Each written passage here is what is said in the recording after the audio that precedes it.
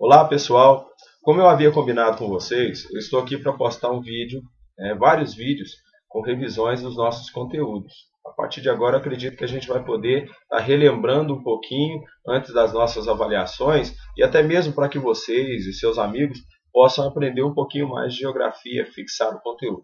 Mas eu deixo claro para vocês que isto é apenas uma breve revisão, porque nós não vamos, na verdade, resolver os nossos problemas apenas com 15 minutos de revisão.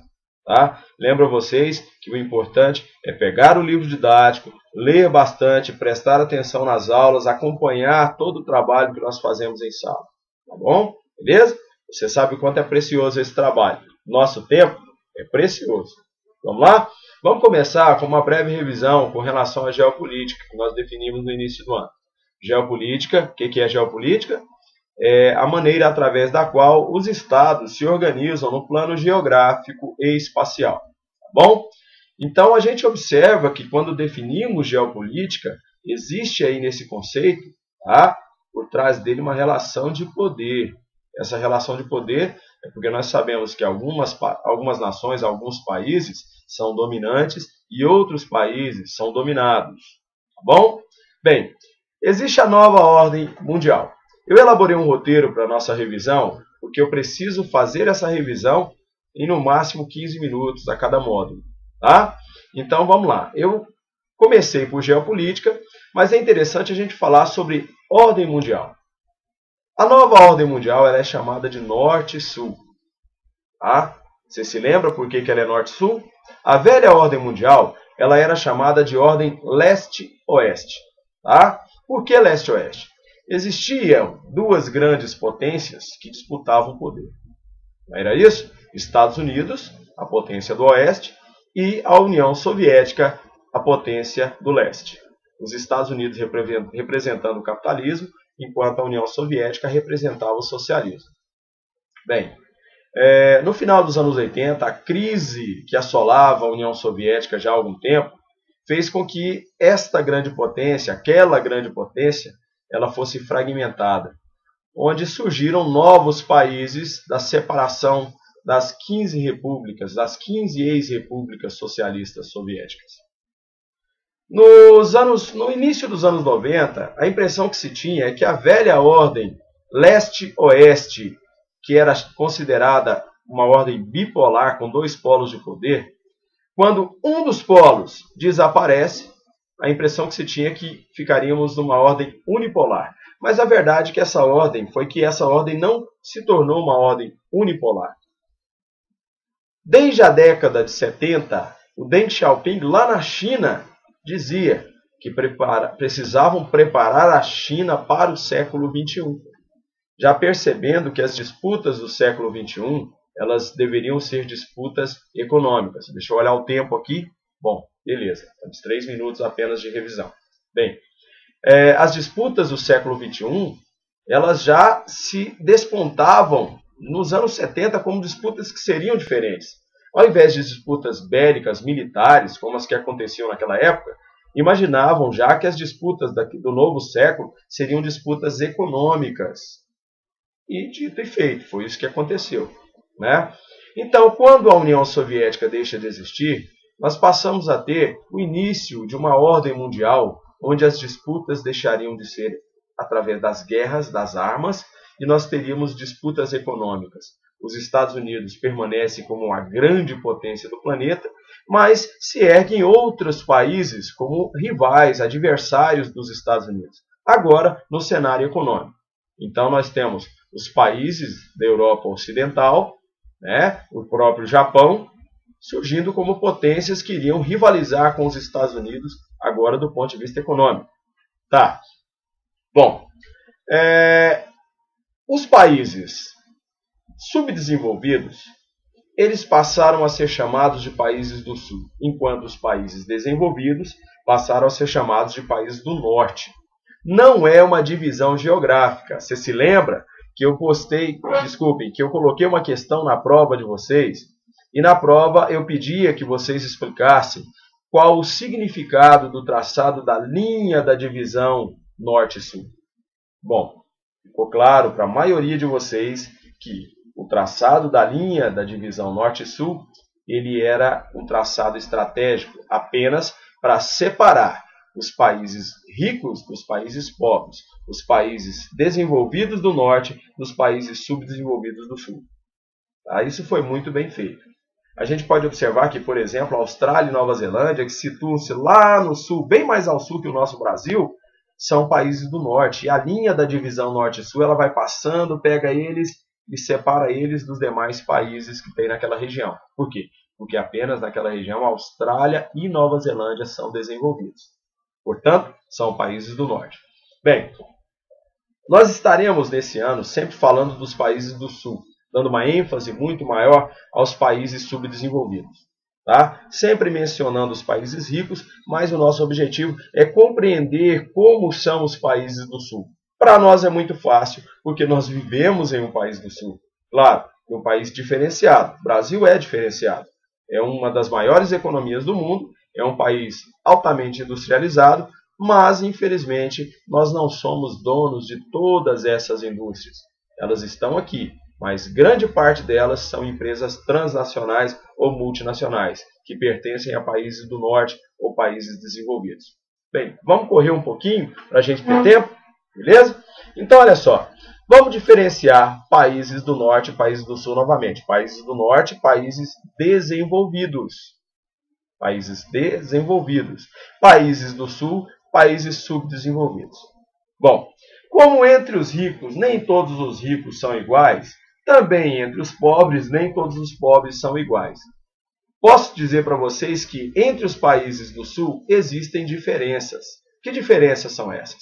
Vejam bem, nem todos os países do sul são subdesenvolvidos, tão subdesenvolvidos quanto o Haiti, Serra Leoa, Angola, Moçambique, Guiné-Bissau. Estes países são muito pobres. Tá? Existem, dentre os países subdesenvolvidos, aqueles que fazem parte de uma periferia privilegiada, países subdesenvolvidos bastante industrializados, como é o caso do México, o Brasil, a Argentina, tá?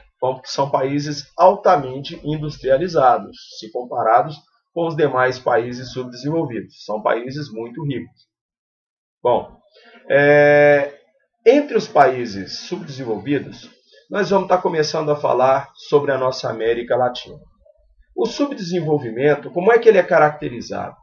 Por 3 fatores fundamentais. A partir deles, nós podemos caracterizar o subdesenvolvimento. A dependência econômica, as extremas desigualdades sociais e a dependência cultural e tecnológica. São características, sim, dos países subdesenvolvidos. Bom, na América Latina, o nosso modelo de subdesenvolvimento ele é caracterizado principalmente pelas extremas desigualdades sociais. É claro, existe muita pobreza na América Latina, mas o que mais caracteriza esse nosso subdesenvolvimento são as extremas desigualdades sociais, as diferenças gritantes entre pobres e ricos. Tá? Entre a pobreza e a riqueza, nós vamos encontrar uma diferença enorme. Não é? Eu gosto muito de citar aquele exemplo em sala de aula, que enquanto as pessoas se satisfazem, né, os pobres mortais, né, as pessoas que não são milionárias, se satisfazem com uma garrafa de refrigerante de R$5, R$6, algumas pessoas não se satisfazem com uma garrafa de vinho de R$20 mil. Tá? E elas consomem com uma frequência muito grande. Pensa só, conseguir pagar R$20 mil numa garrafa de vinho, e olha só quantas garrafas de vinho essas pessoas não consomem no mês. Tá? Esse é um exemplo para que a gente veja a diferença dos padrões de consumo. Enquanto pessoas compram carros populares no Brasil, semana passada nós vimos um episódio de uma Ferrari de 2 milhões de reais que foi envolvida em um acidente. Né? Simplesmente foi abandonada no local do acidente. Bom, quanto é que custa o IPVA de uma Ferrari de 2 milhões de reais? Hein? Então, vamos lá?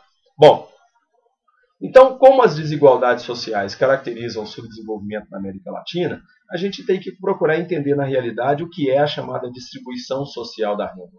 Gente, olha só, a grande maioria da riqueza gerada no nosso país fica nas mãos de uma minoria. Tá? Os 10% mais ricos do nosso país, eles absorvem mais de 60% da produção da riqueza nacional.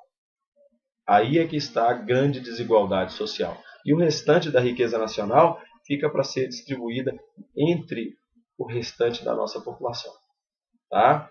Entre as demais classes sociais. Bom, eu coloquei uma pergunta interessante aqui. Você sabia que os países da América Latina já foram considerados elite do mundo subdesenvolvido? Você sabia disso? Nós comentamos isso em uma das aulas no mês passado, quando eu disse para vocês que nos anos 50, 60, os países da América Latina eram considerados a grande vedete do capitalismo com relação à exploração. Era muito viável explorar esses países. Por quê? Eles tinham matéria-prima, mão de obra, matéria-prima em abundância, bom lembrar isso, muita mão de obra barata, e ainda ofereciam a possibilidade de um enorme mercado consumidor. Mercado consumidor esse que nos mostra na realidade as potencialidades que nós temos ainda para o futuro. O Brasil, por exemplo, tem um enorme mercado consumidor. Não é isso? Bem, quando nós falamos dessa questão da distribuição social da renda, a gente tem que parar um pouquinho para analisar. Quais são os grandes problemas da América Latina? Quais os principais problemas da América Latina? Isso é uma pergunta para que você pense um pouquinho, né? América Latina, continente subdesenvolvido, tá? E muito rico. Rico, com um potencial de riqueza gigantesco. O Brasil, por exemplo, tem um solo riquíssimo, tem riquezas naturais, uma infinidade de riquezas naturais. Mas o nosso povo é pobre. Tá bom?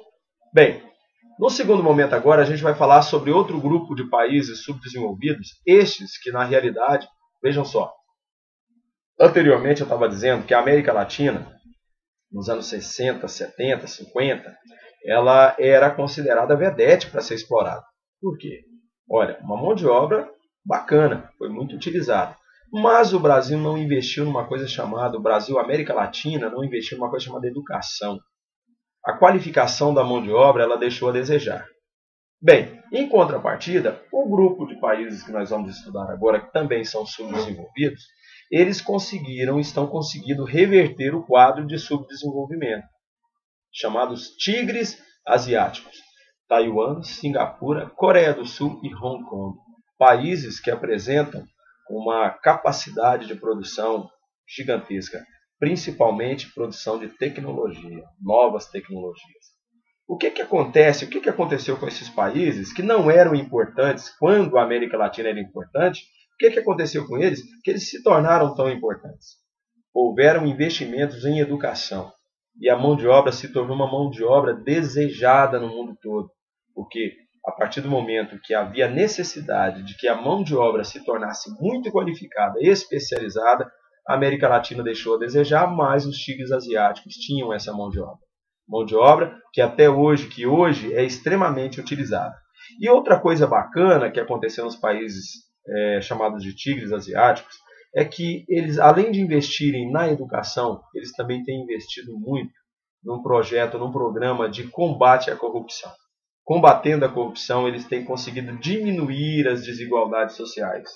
Tanto é que são os primeiros países subdesenvolvidos a serem apontados como prováveis nações desenvolvidas no futuro. Eles estão conseguindo superar essa condição de subdesenvolvidos. Tá? Isso é importante para a gente estar citando. Bem, pessoal, fala-se às vezes que a China é um dos tigres asiáticos. Isso não é verdade. A China é um país promissor, é um país que inclusive na região é chamado de dragão asiático, né? É uma alusão aos tigres asiáticos também. Eu gostaria que vocês, daqui a pouco a gente vai dar continuidade, mas que observassem que a grande diferença entre os tigres asiáticos e os países da América Latina foram os grandes investimentos em educação e combate à corrupção. Tá bom? Voltaremos depois falando sobre a África. Um abraço, daqui a pouquinho eu estou de volta.